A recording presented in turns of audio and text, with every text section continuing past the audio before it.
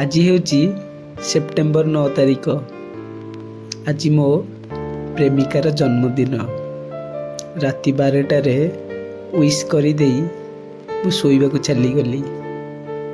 ସକାଳୁ ଅନଲାଇନ୍ ମଧ୍ୟ ଯାଇନାହିଁ ଏବେ ଯାଏ। ମୁଁ ଗୋଟେ ଗିଫ୍ଟ ସପ୍ରୁ ମୋ ଟେଡି ପାଇଁ ଆଉ ଗୋଟେ ଟେଡିଟେ ଆଣୁଥିଲି, ପାଖାପାଖି 4 ଫୁଟ ଉଚ୍ଚତାର, ଠିକ୍ ମୋ ପ୍ରେମିକା ଉଚ୍ଚତା ସହ ସମାନ।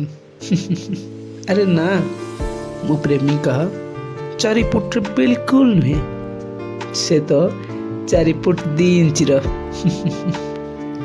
ଗିଫ୍ଟ କିଣିବା ପରେ ମୁଁ ଗୋଟେ କାର୍ଡ଼ ମଧ୍ୟ ଆଣିଲି।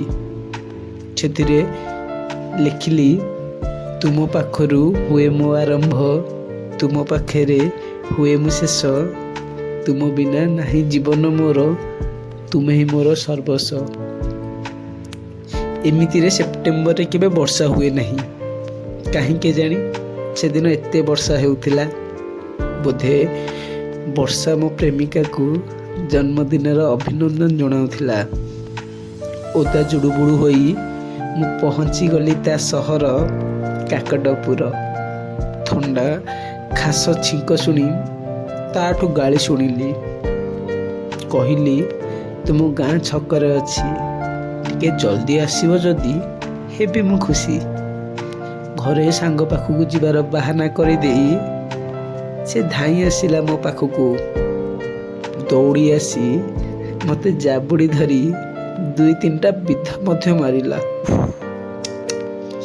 ସେଇ ଓଦା ଜୁଡ଼ୁବୁଡ଼ୁ ହୋଇ ଆମେ ଚାଲିଗଲୁ କୋଣାର୍କର ମେରିନ୍ ଡ୍ରାଇଭ୍।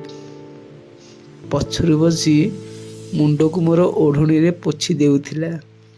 ଗାଡ଼ି ସାଇଡ଼ରେ ରଖି ଆମେ ଚାଲିଗଲୁ ସମୁଦ୍ରର ମୁହାଣକୁ। ହାତରେ ମୋର ହାତ ରଖି ଚାଲୁଥିଲା ସେ ମୋ ପାଖାପାଖି। ଜୀବନର ସବୁଠୁ ସୁନ୍ଦର ମୁହୂର୍ତ୍ତ ଥିଲା ସେ ମୋର, ଯେବେ ଧରିଥିଲା ହାତ ସେ ମୋର। ତା ପାଇଁ ଆଣିଥିବା ଗିଫ୍ଟ ସବୁ ଦେଖି ଖୁସିରେ ନାଚି ଉଠିଲା ସେ। ଟେଡିକୁ ସାଇଡ୍ କରି କାର୍ଡ଼କୁ ଖୋଲି ଦେଖିଲା ସେ, ଆଉ ମୋତେ ଜାବୁଡ଼ି ଧରି ମୋ ଗାଲକୁ ଗେଲ କରିନେଲା।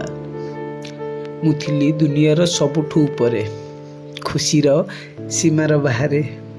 କିନ୍ତୁ ବିଧିର ବିଧାନ କିଛି ଅଲଗା ଥିଲା।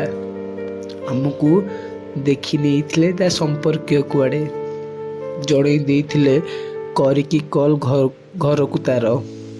କିଛି କ୍ଷଣରେ ଆସି ପହଞ୍ଚିଲେ ବାପା ଭାଇମାନେ ତାର। ଆସି ଛଡ଼େଇ ନେଲେ ତାକୁ ମୋ ପାଖରୁ। କିଛି ନ ବୁଝି ନ ସୁଝି ମୋତେ ମାରିବାକୁ ଲାଗିଲେ। କାନ୍ଦୁଥିଲା ସେ ହାତ ଯୋଡ଼ି ନେହୁରା ହୋଇ, ଆଉ ଖାଉଥିଲି ମାଡ଼ ମୁଁ ତା ଆଖି ଆଗରେ। କିଛି ସମୟ ପରେ ଯେବେ ଥକି ପଡ଼ିଲେ ସଭିଏଁ, ଆସି ଜାବୁଡ଼ି ଧରିଲା ମୋତେ କୋଳରେ ସେ। ତା ଆଖିରୁ ଲୁହ ପୋଛି ଦେଇ ମୁଁ କହିଲି, କାନ୍ଦନି, ମୁଁ ଅଛି ତୁମ ସାଥିରେ। ଛଡ଼େଇ ନେଇଗଲେ ତାକୁ ମୋ ଠାରୁ ମୋ ଆଖି ଆଗରେ। ଆଜିକୁ ଠିକ୍ 5 ବର୍ଷ ହୋଇଯିବ ସେ ମୋ ଠାରୁ ଅଲଗା ଅଛି। କେଉଁଠି ଅଛି, କ'ଣ କରୁଛି, କାହା ସାଥିରେ ଅଛି, ମୋତେ କିଛି ଜଣା ନାହିଁ। ପ୍ରତ୍ୟେକ ବର୍ଷ ସେପ୍ଟେମ୍ବର ମାସ 9 ତାରିଖରେ ମୁଁ ଏ ସମୁଦ୍ର ମୁହାଣରେ ଆସି ବସେ। କାଳେ କେବେ ସେ ଆସିଥିବ ସେଠାକୁ, ସେଇ ଆଶାରେ। ପ୍ରେମ ବି ବଡ଼ ଅଜବ ନା। ଯେତେବେଳେ ଗୋଟେ ପୁଅ କରେ, ସେତେବେଳେ ଝିଅ ବୁଝିପାରେନି। ଯେତେବେଳେ ଗୋଟେ ଝିଅ କରେ, ପୁଅ ବୁଝିପାରେନି। ଆଉ ଯେତେବେଳେ ଉଭୟ ଉଭୟକୁ କରନ୍ତି, ପରିବାର ଆଉ ସମାଜ ବୁଝିପାରେନି।